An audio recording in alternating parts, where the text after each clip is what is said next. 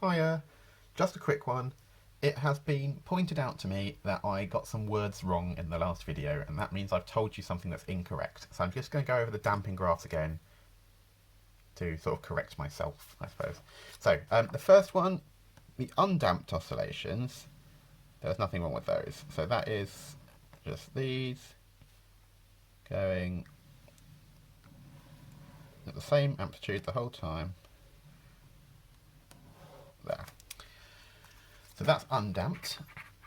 If it is lightly damped, or light damping, oh, I was going to change the colour for these. So light damping, that is when we have our exponential decay. So we can have that sort of going, I'm not going to do it all the way to zero, partly because it's hard to draw and partly because it doesn't actually ever reach zero. So that is the same time period from the maximum, and then does this. So those two I didn't get wrong. But I've got over damping and heavy, I've got critical damping and heavy damping the wrong way round. So we've got critical damping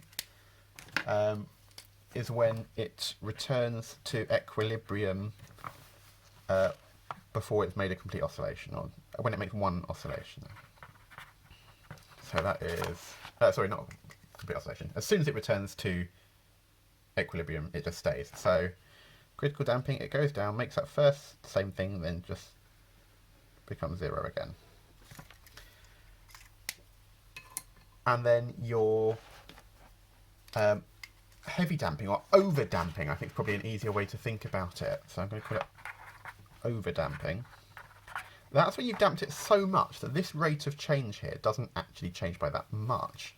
So it doesn't make it all the way to its full velocity. So it actually sort of goes something more like that. So it takes longer than the period of one oscillation to reach zero again. So undamping, same amplitude throughout. Light damping, a decaying amplitude.